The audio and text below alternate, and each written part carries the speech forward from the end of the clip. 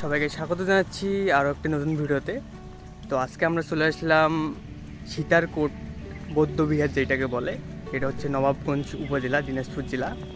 আমি পুরো লোকেশনটা বলতেছি আপনাদের। তো এটা হচ্ছে দিনাজপুর জেলার নবাবগঞ্জ উপজেলার গোলাপগঞ্জ ইউনিয়নে অবস্থিত।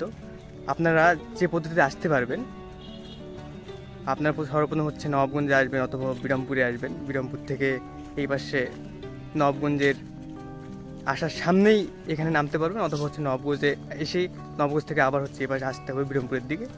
ওই 2-3 কিলো হবে, তাহলে কিন্তু সীতারকোট বৌদ্ধবিহার যেটা বলে সেটাতে এখানে আসতে পারবেন। তো আপনারা নবাবগঞ্জ যারা আসবেন, নবাবগঞ্জ থেকে শুধু বলবেন কোনো অটো বা ভ্যানে যে হচ্ছে সীতারকোট বাজারে আসবেন।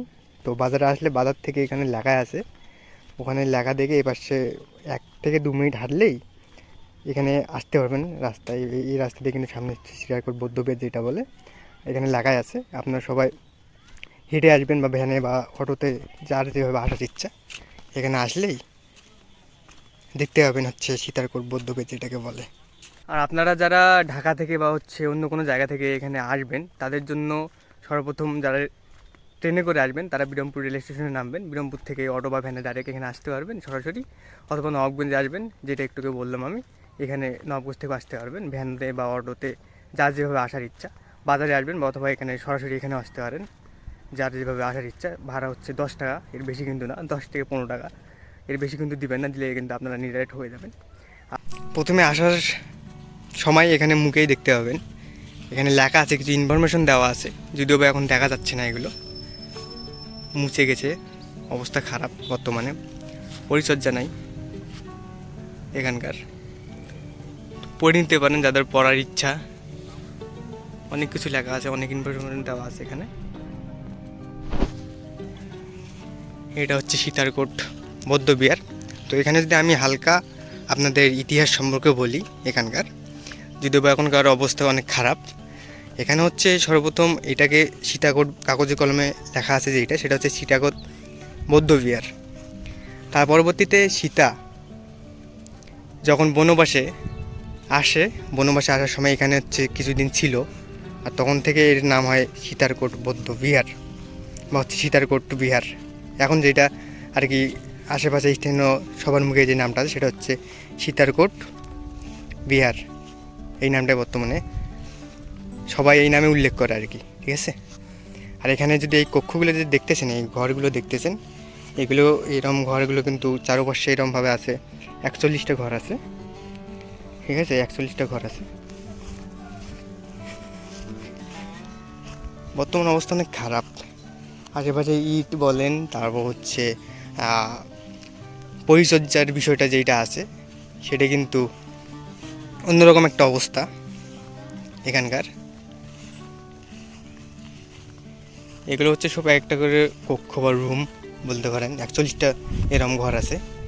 আর এই পাশে হচ্ছে সামনে ওই পাশে যেটা আছে ওটা হচ্ছে দরজা বলতে পারেন।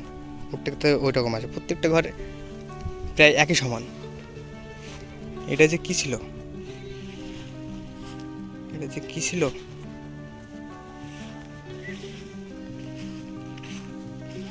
এখানে আসলে আপনারা অনেক সুন্দর সময় কাটাতে পারবেন।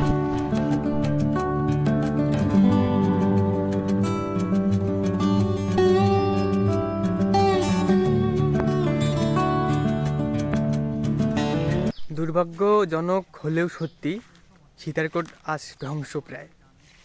আমাদের নিজেদের জন্য আজ এই অবস্থা। আমরা ভালো জিনিসের কদর করতে জানি না, আমরা আমাদের ইতিহাস সম্পর্কে ভালো কিছু জানি না, বা ইতিহাসকে সংরক্ষণ করতে আমরা জানি না। তাছাড়া আজকে এই সীতারকোটের আজকে এই অবস্থা হইতো না।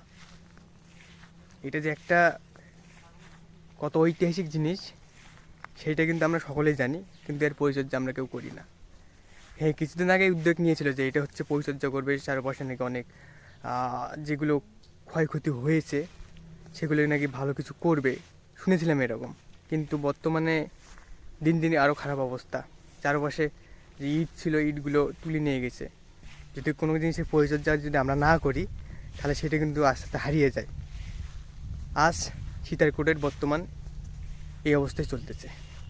এখানে আসলে আমাকে একটা জিনিস সবচেয়ে বেশি ভালো লাগে, কি মাঝখানে তাল গাছটা আছে না, এটা এই তাল গাছটা অনেক সুন্দর লাগে এবং চারপাশে যদি দেখেন পরিবেশটা অনেক সুন্দর একটা জায়গা, কিন্তু অনেক ঐতিহাসিক একটা জায়গা, কিন্তু পরিচর্যার অভাবে আজকে এই অবস্থা। যে রুমগুলো ছিল, ঘরগুলো ছিল, এগুলো হচ্ছে ঢেকে গেছে। এগুলো যদি পরিচর্যা করতো বা দেখাশোনা যে বিষয়টা আছে সেগুলো যদি করতো, তাহলে আজকে এই অবস্থা হইতো না। যাই হোক, আস্তে আস্তে সব হারিয়ে যাবে, কারণ যে কোনো জিনিসের যদি আমরা পরিচর্যা না করি, আমরা যদি যত্ন না করি, সেই জিনিসগুলো কিন্তু হারিয়ে যায়। এই যে ইটগুলো দেখতেছেন না, এই ছোটো ছোটো ইটগুলো, এগুলো কিন্তু সবাই তুলে নিয়ে গেছে, কিন্তু এই ইটগুলো যে দেখা যাচ্ছে।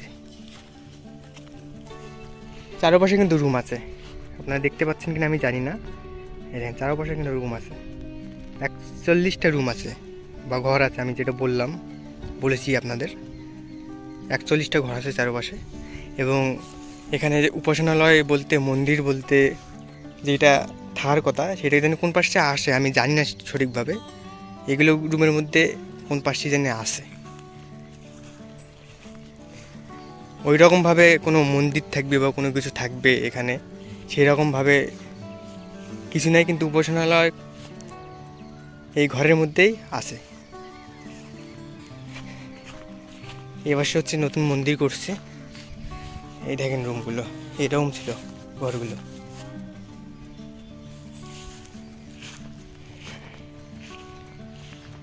আজ পরিচর্যার অভাবে, যত্নের অভাবে আজকে এই অবস্থা।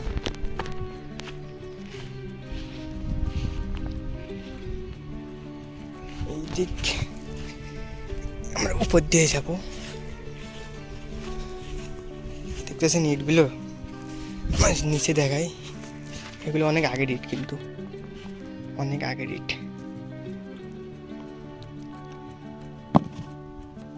এগুলো অনেক আগের ইট, এগুলো যত্ন নেওয়ার অভাবে আজকে এই অবস্থা।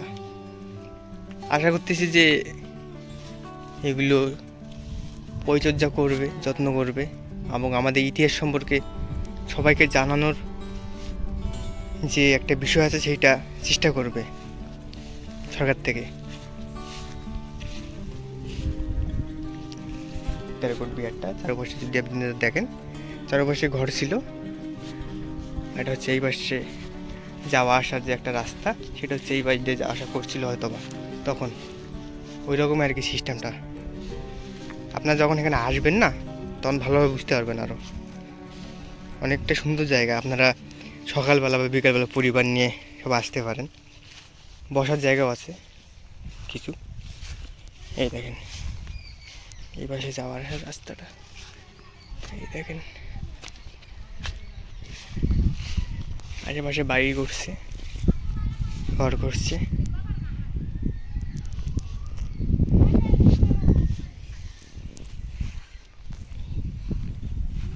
সামনে দরজা ছিল হয়তো বা একটা, এখানে রাজা প্রজা যাই বলেন না কেন ছিল। আর এই পাশে যাওয়ার রাস্তা, এটা হচ্ছে চারপাশে ঘর, আর মাঝখানে একটা তালের গাছ। ওটা কী গাছ যে ওইটা আমি জানি না, চলেন ওখান থেকে ঘুরে আসি।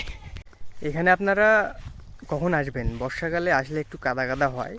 এখন যদিও বা সেই কাদার যেরকম অবস্থা সেরকম নাই, কি ওইদিকে তো রোড হয়েছে, যেটা দেখলেন আপনারা প্রথমে আসার সময়। আর এটা হচ্ছে ইট বিছানো আছে, আর এইদিকে তো ঘাস। কাদার বর্তমানে সেরকম অবস্থা নাই। আপনারা বর্ষাকালেও আসতে পারেন, বর্ষাকাল তো এখন শেষ, শীতকালে আসবেন, অনেক সুন্দর একটা জায়গা, অনেক কিছু জানতে পারবেন। এই দেখেন তালের গাছটা এখানে, আর এটা যে কিসের গাছ আমি জানি না, ঠিক আছে। এটা হচ্ছে মাঝখানটা, এবং চারপাশে হচ্ছে ঘর ছিল। এখানে সীতা বনবাস যখন এসেছিল এখানে ছিল, তখন থেকেই এটা হচ্ছে সীতার কোট। নিচেও কিন্তু ইট ছিল, ইট বিছানো ছিল, বা হচ্ছে আরও উঁচু উঁচু ছিল। এগুলো ঘাস দিয়ে সব ঢেকে গেছে, এগুলোতেও কিন্তু ইট আছে, ঘাস দিয়ে সব ঢেকে গেছে। তাছাড়া এগুলো তো আরও ভালোভাবে দেখা যাইতো আগে, এখন তো অন্যরকম একটা অবস্থা হয়ে গেছে। ওই তো বললাম না একটু আগে, যে পরিচর্যা বা যত্ন না করলে সব কিছু হারিয়ে যায়, সেই হয়েছে অবস্থা।